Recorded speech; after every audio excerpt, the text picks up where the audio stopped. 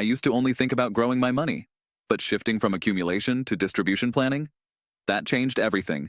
And if you're anywhere near retirement or managing serious wealth, this shift isn't optional. It's essential. Most videos on this topic are trying to sell you a product. I'm not.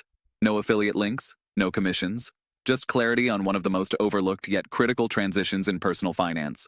Stick with me because in a minute, I'll share a common trap people fall into during distribution that can wipe out decades of progress, and how to avoid it. Let's start with the mindset shift.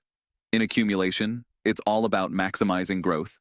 You're investing aggressively, deferring taxes, reinvesting dividends.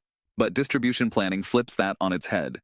Now, the goal is stability, tax efficiency, and predictability.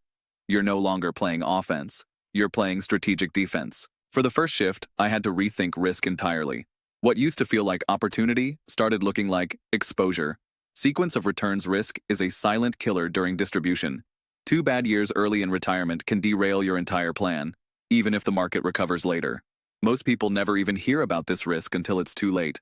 That's why I started modeling withdrawal strategies based on worst-case scenarios, not average returns. It's not about being pessimistic. It's about being prepared. Tools like Monte Carlo simulations helped me stress test my plan under hundreds of market conditions. Next, tax planning. It's wild how many people think their taxes go down in retirement. That's not always true. Between Social Security taxation, RMDs, and capital gains, I've seen retirees pay more in taxes than they did while working. So I shifted from just deferring taxes to spreading them out. I started doing Roth conversions in low-income years, carefully staying under key Medicare thresholds to avoid surcharges. This is the kind of nuance most advisors don't tell you, or they only mention it once it's too late. Another major change: how I viewed my accounts. In accumulation, I treated my 401k, brokerage, and Roth as one big pot. But in distribution, I started looking at them as coordinated levers. For example, I'd withdraw from my taxable account first to let the tax-deferred accounts keep growing, then strategically switch based on market conditions and tax brackets. And don't forget about healthcare. It becomes one of the largest expenses in retirement. Planning for Medicare premiums, long-term care, and supplemental coverage wasn't on my radar until I saw how quickly costs could balloon, especially if your income spikes from something like an unplanned RMD.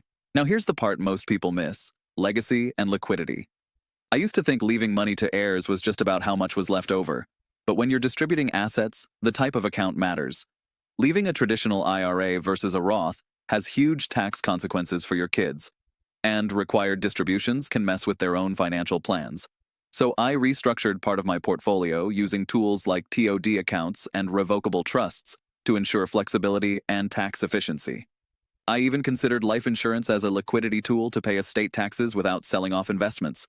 I've made every mistake in the book: over-withdrawing, underestimating taxes, even forgetting to account for inflation properly in early forecasts. But every one of those mistakes helped me sharpen my distribution strategy. And now, the most important consideration I promised earlier: your plan needs to be dynamic. A static plan won't survive real life. Markets shift, tax laws change, your health evolves. That's why I started doing annual plan reviews, not just portfolio reviews, to make sure my income, withdrawals, and risk profile still aligned with my goals. Distribution planning isn't just about making your money last. It's about aligning your money with your life. And nobody is going to care about that more than you do. If you got value from this video, consider subscribing. It really helps support content that's focused on transparency and not padded with hidden affiliate deals.